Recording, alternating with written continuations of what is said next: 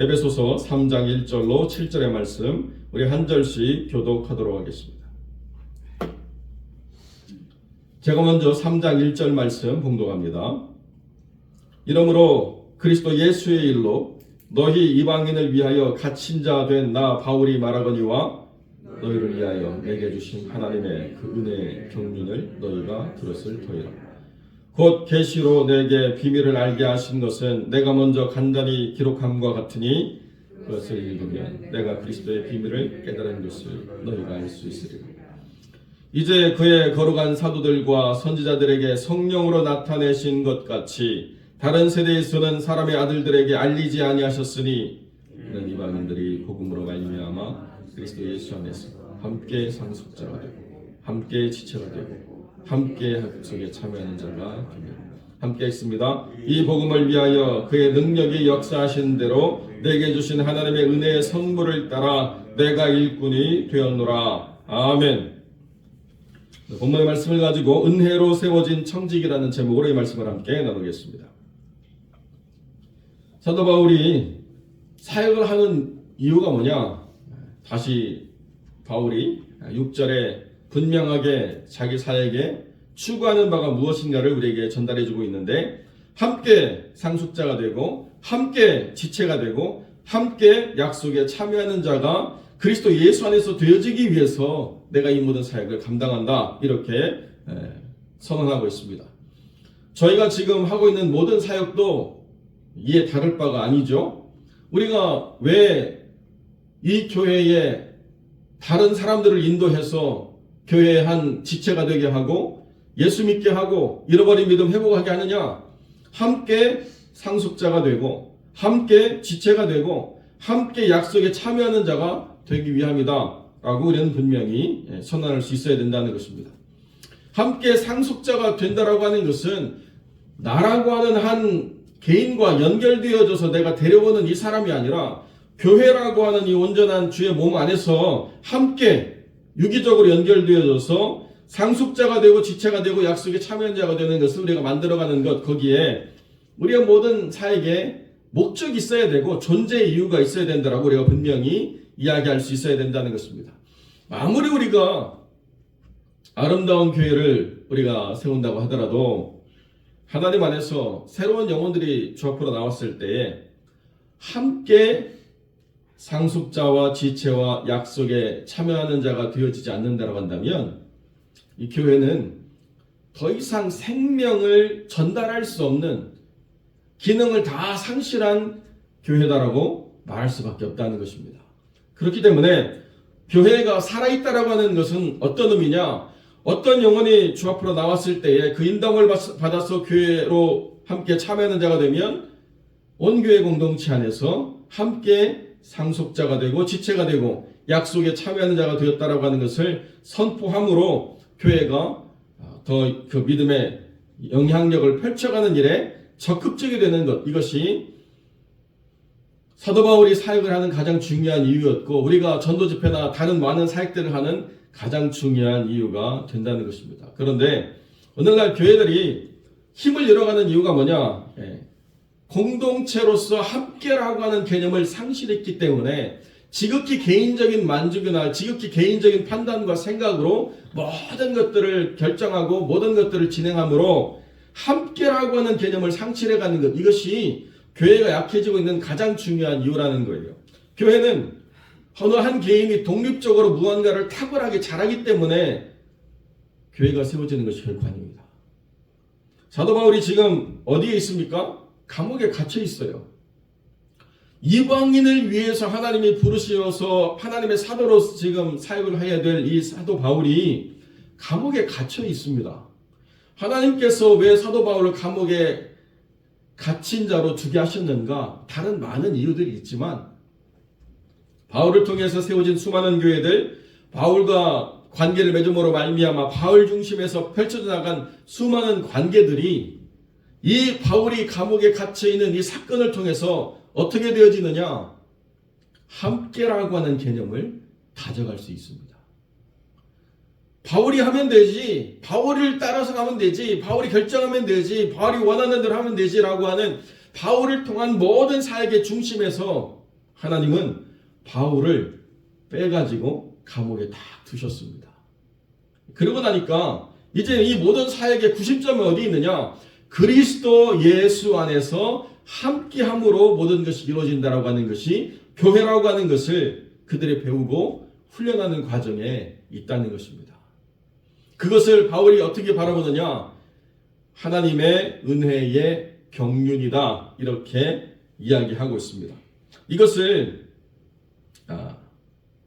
NIV는 하나님의 은혜 속에서 administration, 모든 것이 행정적으로 다뤄지고 있다, 이렇게 표현하고 있는 것이고요. NASB는 하나님의 은혜 속에서 이루어지고 있는 stewardship, 청지기 역할이 이루어지고 있다라고 이렇게 설명을 하고 있는 것입니다. 하나님께서 지금 바울을 빼고 하나님의 거룩한 사역 안에 있는 에베소와 그 지역에 있는 이 마게도니아의 교회들이 함께라고 하는 개념을 배우고 훈련하는 그런 과정을 이루시기 위해서 가장 중요한 핵심 사역자였던 바울이 그 사역의 한 정점에서 그리고 현장에서 빠져나와가지고 감옥에 둠으로써 이것들이 하나님 안에서 어떻게 함께라고 하는 것을 이룰 수 있는가를 훈련하고 연습하는 자리에 두셨다라고 성경이 말씀하고 있는 것입니다. 그러니까 사람들이요, 탁월한 한 사람을 보면서 그냥 수동적으로 또 그냥 그 사람을 맞춰가면서 무엇이 잘 이루어지기만 하면 된다라고 하는 결론만 바라보던 그런 입장에서 이 교회라고 하는 거는 내가 참여해서 내가 무언가를 만들어내는 결과가 없다라고 한다면 이거는 안 된다라고 하는 절박한 상황을 스스로가 인식해가는 그런 훈련의 과정이 있다라고 성경이 지금 이야기해 주고 있다는 것입니다. 그래서 그것을 7절에 다시 하나님 안에서 바울이 뭐라고 이야기하느냐? 내게 주신 하나님의 은혜의 선물이다, 이렇게까지 표현해주고 있다는 것이죠. 그러니까 교회는 물론 탤런트가 많은 분들이 오시면 다양한 사역을 할 수 있습니다. 많은 경험을 경험하고 그 안에서 잘 되어진 분이 있으면 또 사역이 안정적으로 잘 지속되어질 수 있습니다. 그런데 위험한 게 뭐예요?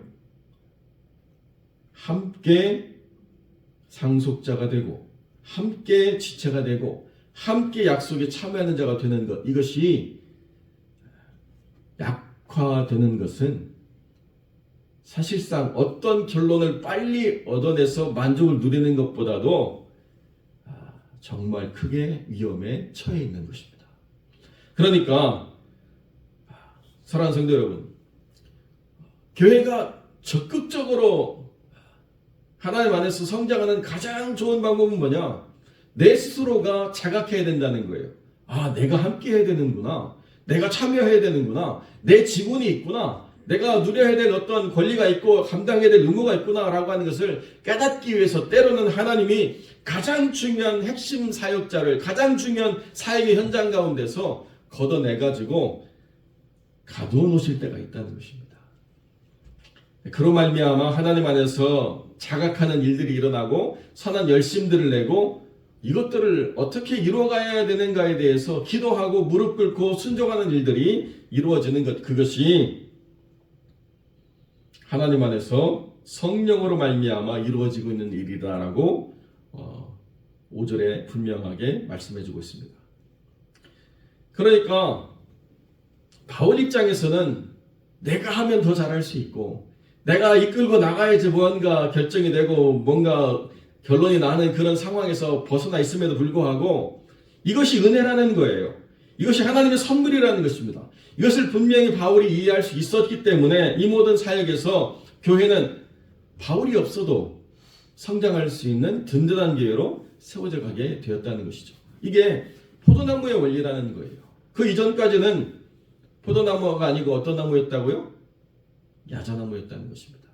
바울 중심의 관계, 바울 중심의 사역, 바울 중심의 열매, 바울이 없으면 아무것도 드러낼 수 없는 그런 야자나무처럼 성장해 가던 교회가 갑자기 바울을 오게 가두게 하시는 하나님의 역사 속에서 체질이 바뀌고 관점이 바뀌고 참여하는 그런 가치가 바뀌어가는 그런 교회로 변화되었다라고 이야기한다는 것입니다. 한때 교회가 어떤 이야기들을 받아들였느냐? 팔레토의 법칙이 있다라고 얘기했어요. 팔레토의 법칙. 팔레토의 법칙이 뭐냐? 80대 20으로 모든 것들이 결정난다. 뭐가 80대 20이냐? 100이라고 하는 사람이 있으면 일 안 하는 사람 80, 일하는 사람 20. 이게 팔레토라고 하는 사회학자가 연구해서 결론 낸 사회 구성원들의 역할이라고 이야기하는데요. 그러니까 그걸 받아들여가지고 뭐라고 얘기하느냐? 아, 교회도 20%만 잘 돌아가면 아무런 문제가 없어.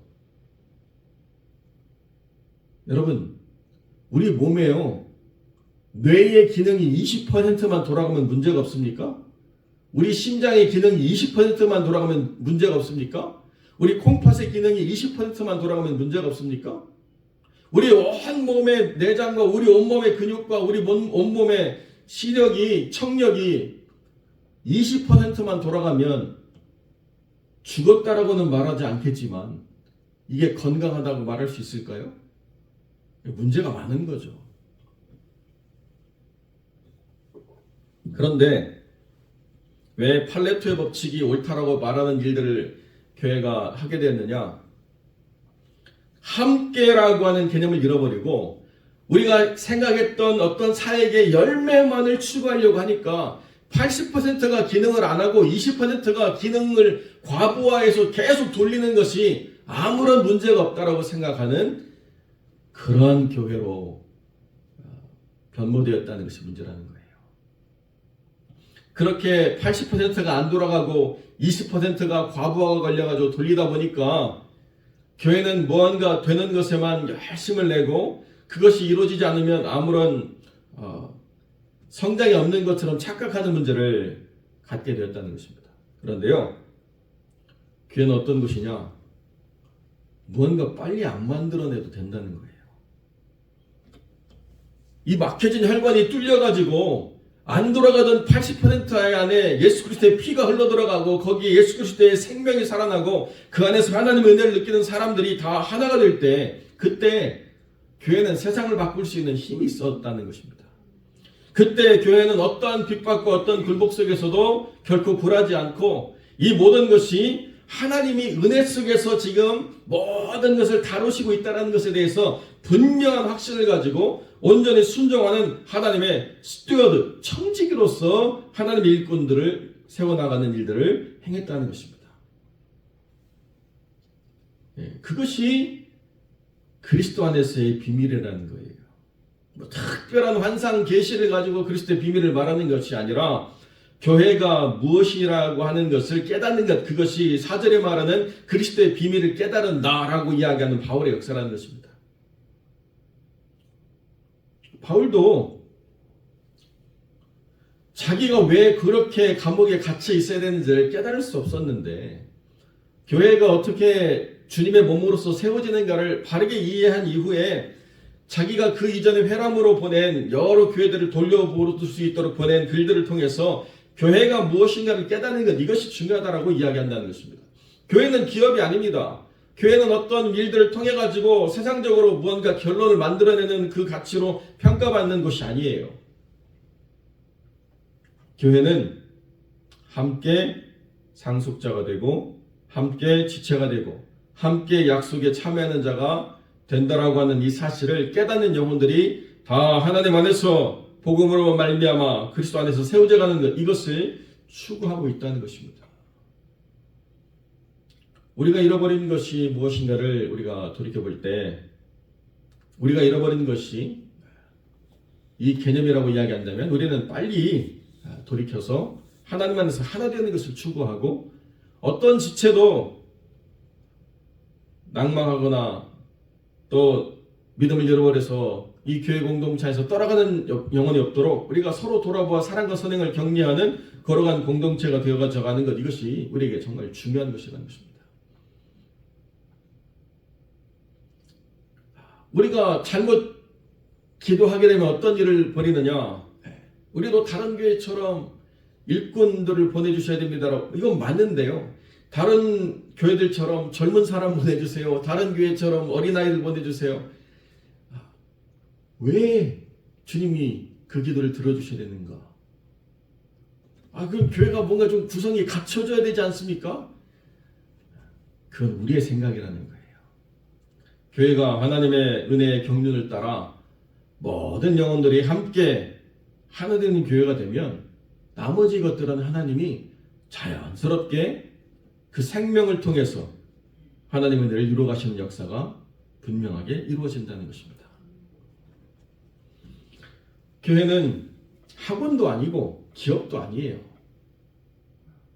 교회는 예수의 생명이 이 안에 충만함으로 모든 영혼들이 여기에서 하나님의 은혜를 풍성하게 누리게 될 때, 그때 하나님의 은혜로 말미암는 역사를 우리가 보면서 모든 영혼들이 하나님의 은혜에 함께 하나 되는 것들을 드러내는 그 놀라운 하나님의 선물을 통해서 하나님의 교회가 무엇인가를 드러내는 사명을 우리가 감당하게 된다는 것입니다. 우리가 그냥 그렇고 그런 교회들 중에 하나라고 이야기하면 우리는 경쟁력이 하나도 없습니다. 그렇지 않나요? 더 큰 교회, 더 많은 부서가 있는 교회, 더 많은 사역자들이 있는 교회, 더 많은 것이 갖춰진 교회하고 우리 교회를 비교한다고 한다면 사람들이 스스로 좌절에 빠지겠죠. 우리 교회 누가 오겠어? 막 이렇게 말하는 사람이 있을지 모르겠습니다. 그건 세속적인 관점이고요. 사람들이 어떤 교회를 궁극적으로 찾느냐? 처음에는 그렇게 화려하고 무언가 갖춰진 교회를 찾을 사람도 있겠지만 왜 그런 사람들이 교회에 실망하고 더 이상 교회를 나가지 않느냐? 와 봤더니 grace, 은혜가 없더라. 은혜의 경륜을 따라 하나님의 거룩한 일꾼으로 살아가는 사람들이 없더라. 결국 그것 때문에 실망하고 교회를 떠나는 것이라는 거죠. 우리는 상황, 조건, 환경 이런 거 다 무시하고 어디에 집중해야 됩니까? 하나님께서 은혜 속에서 이 교회를 다루고 계신다에 집중해야 되는 것입니다. 그리고 우리는 그 은혜 속에서 어떤 존재가 되어야 되느냐? 하나님 안에서 일꾼으로서 서는 것. 이것이 중요하고 궁극적으로 교회가 추구하는 게 뭐냐? 함께 상속자가 되고 함께 지체가 되고 함께 약속에 참여하는 자 속에 한 영혼도 누락되거나 길 잃어버리지 않고 다 참여하는 교회가 되는 것, 이것이 주님이 교회가 무엇인가를 우리에게 전달해 주고자 하는 핵심이라는 거죠. 그렇기 때문에 이 화평장로교회는 본질을 잃어버려서는 안 되는 것입니다. 추구하는 방향이 분명해야 됩니다. 그렇고 그런 교회들 중에 또 하나가 되기 위해서 우리가 애달고 몸다릴 교회가 되는 것이 아니라 하나님이 원하시는 온전한 교회가 되기 위해서 선한 결정과 선택으로 우리 스스로를 분별해 나가며 구별시키는 거룩한 삶의 판단과 결정을 세울 때에 이 땅에 왜 교회가 또 필요한가? 라고 하는 것에서 우리는 분명히 우리의 정체성으로 답을 줄 수가 있는 것입니다. 이것이 이 땅, 이곳에 우리 교회가 있어야 될 중요한 이유라는 것을 우리 함께 믿음 안에서 고백하고 예수 그리스도의 은혜 가운데서 하나님의 경륜을 따라 주의 일꾼으로 세워지는 복된 영혼들이 되시기를 주님의 이름으로 간절히 축원드립니다.